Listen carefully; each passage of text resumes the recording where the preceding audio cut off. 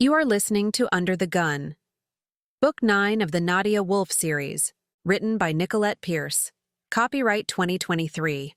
Audio copyright 2025 by Pierced Heart Publishing. Digitally narrated with full cast of voices.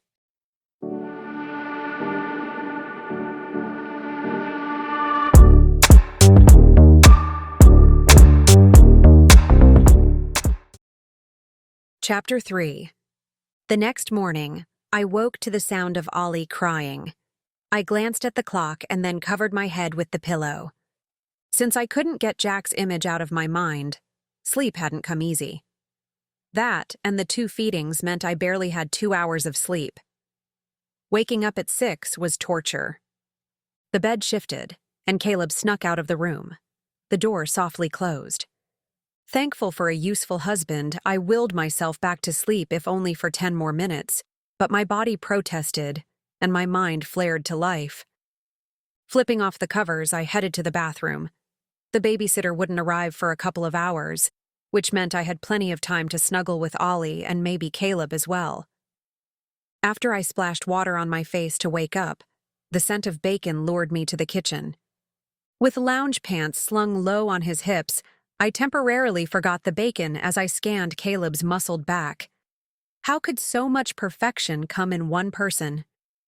Glancing down at myself, I was not impressed. Was that a stain on my shirt? I ran my fingernail over the spot to find it crusty. I swore I had washed it. With a sigh, I gave up and kissed Ollie, who watched the kitchen fan as it spun around. I then snatched bacon from the plate. Hey, Caleb protested. Doesn't your wife who woke up 2 times last night deserve bacon? my wife knows the fee. I popped up on my tiptoes and planted a kiss on him. Am I paid in full? You should always tip, too. I gave him another kiss. You're a tyrant.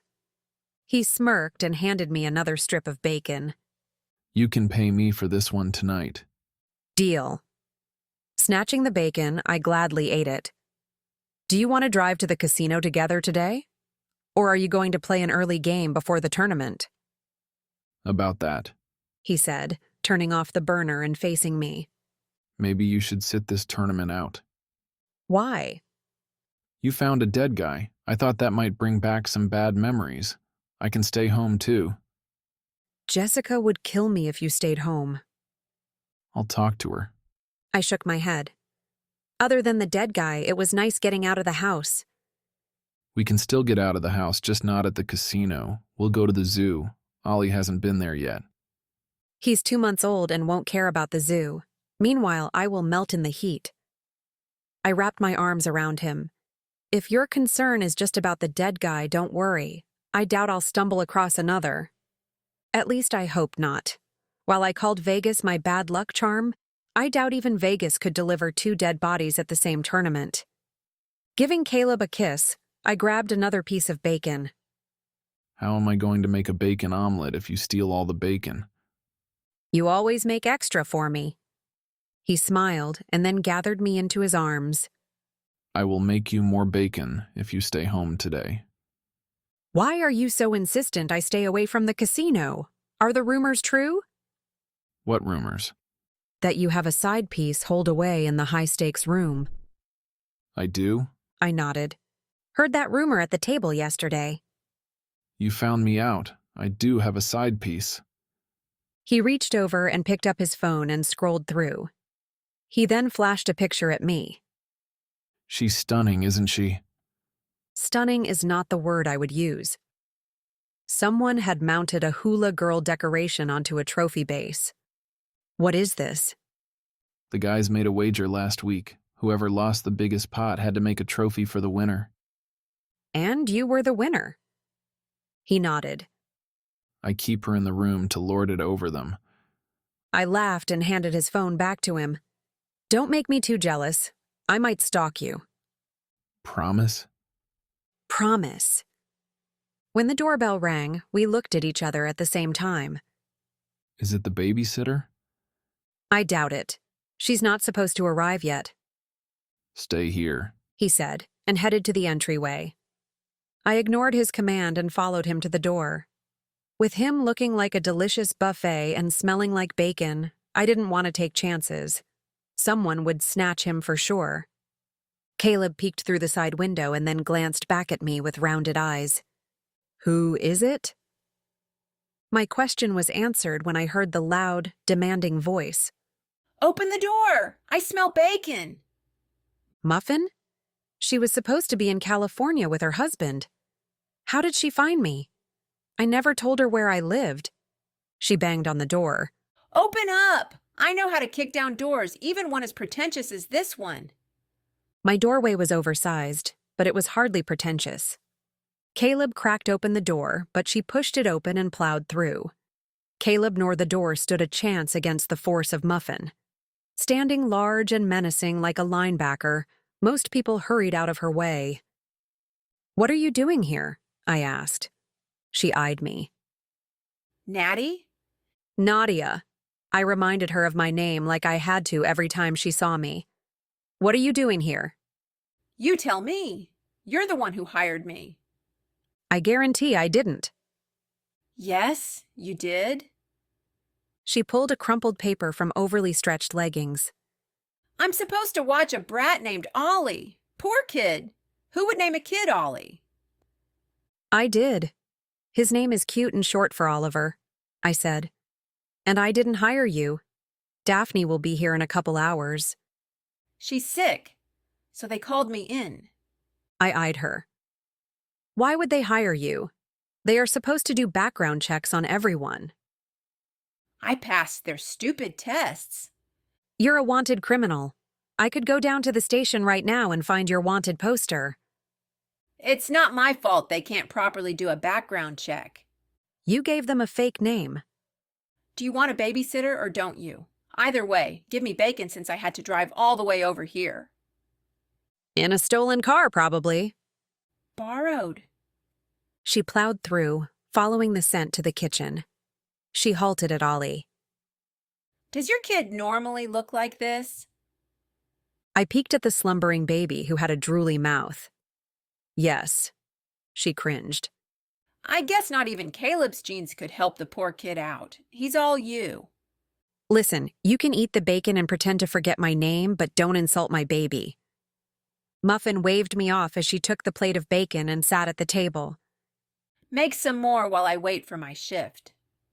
"There is no shift. Take the bacon and go." "Is this how you treat the woman who saved your life?" "You saved it once, but you also destroyed my clothes and my apartment. You've wreaked havoc on my life. As far as I'm concerned, I paid you 10 times over. Anyway, what happened to your husband? I thought you were happy in California." "Apparently, I hurt him." "With your gorilla strength," she tisked. "No, in the heartstrings. He wants to talk about feelings and stuff. I ain't got time for that." I reached for the plate, but she swatted my hand away. "Muffin, either leave or I'll call both the nanny service and the police." She glowered at me, making her heavy brows draw into a single line. Caleb had stood quietly behind me during the exchange, but he wrapped his arm around me and pulled me back a few steps. Let her eat. You need to eat too. Once everyone is full, we can discuss Ollie's care. I eyed him, knowing he placed me in the same classification as Muffin, wild animal. Sure, I got a little surly if I was hungry. But who didn't? Sitting me across the table from Muffin, Caleb placed a slightly overdone omelet in front of me. He then slid a fork next to the plate and grabbed Ollie to take him into the living room. I thought that last step was unnecessary. It wasn't like I was going to go on a Muffin stabbing spree with the fork. My stomach flipped as I remembered the knife sticking out of Jack. It made me place the fork down and shove the plate away. Muffin swiped it over to her side of the table. "I'll eat it if you don't." Leaning back with a defeated sigh, I watched Muffin inhale the food as if she hadn't eaten for a month. And maybe she hadn't. Even though her leggings stretched to capacity, her face didn't have the same apple cheeks that I remembered. The crazy in her eyes was still present, but her tightly wound hair hung limp.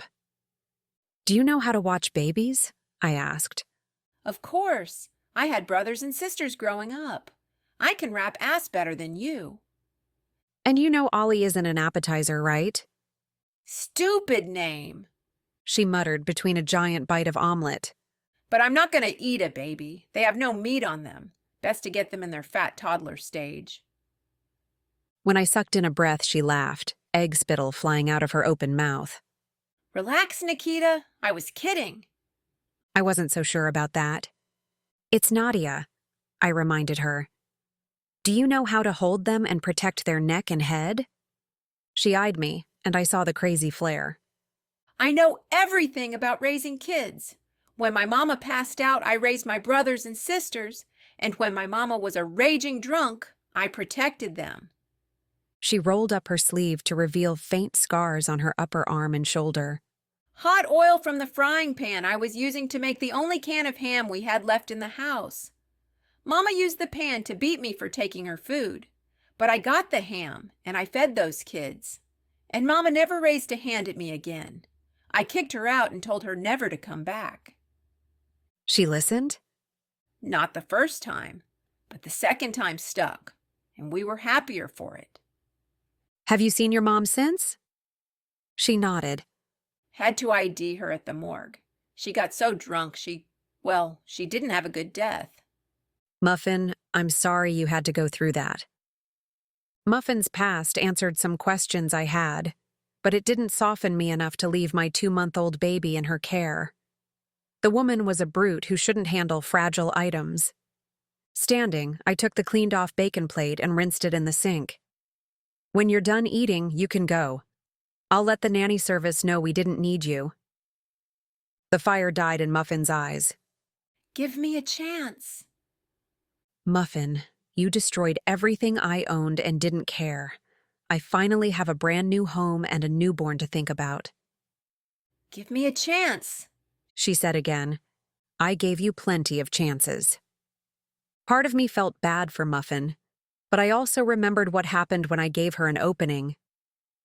This is the first job I've had since I got back. I've got nothing.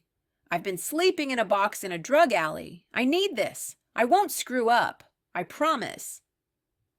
What happens if you screw up? I'll leave. You won't see me again. I knew not to trust her. If you have a car, why are you sleeping in a box? I borrowed the car, remember? Since I knew she would fail my test, I said, I don't have to leave for a couple of hours. If you can prove you can gently care for Ollie, you can keep the job. She bolted to her feet, rattling the table and omelet plate. You won't regret this. She hurried out of the room and over to Ollie, who was napping on Caleb's chest. I thought for sure both were about to be flattened as she charged over to them, but she stopped and reached down to pluck Ollie away from Caleb. You got a lot of nice territory, Muffin said to Caleb as she eyed him. Just say the word and I'll get rid of Natalie. I sprinted over to make sure Ollie hadn't been hurt in the exchange, but he seemed to have slept through it. In fact, he looked peaceful in the crook of her arm. See? I'm a baby whisperer. I wouldn't go that far, but the fact that she held him properly made me feel a little better. I'll get dressed, Caleb said, and then eyed me for confirmation that he should go. When I gave a nod, he headed out of the living room. Don't you got a rocker, or is your house too grandiose to have one? There is one in Ollie's room. I can show you. I figured giving her a quick tour wouldn't harm anything. It's not like we had much to steal or break anyway. Taking peeks at Muffin as I led her down the hall, I showed her the bathroom and then went over to Ollie's room. What fabric store threw up in here? She walked into the room filled with quilted animals. Part of me wished Muffin would destroy them as they stared at me from every corner, but I'd feel bad. Mark had good intentions, and the little animals were cute. There were just so many. I feared the therapy bills Ollie might have in the future. Mark likes to quilt. Likes to quilt? This looks like quilters gone wild. I ain't rocking the kid in here. She left the room and then pointed to a closed door. What's in there? A closet. She flung open the door, revealing a spare bedroom. This don't look like a closet to me. We're having it converted, I lied. She walked inside the room and turned. The look in her eye was unmistakable as she scanned the space. I'll show you around the kitchen. I've seen it.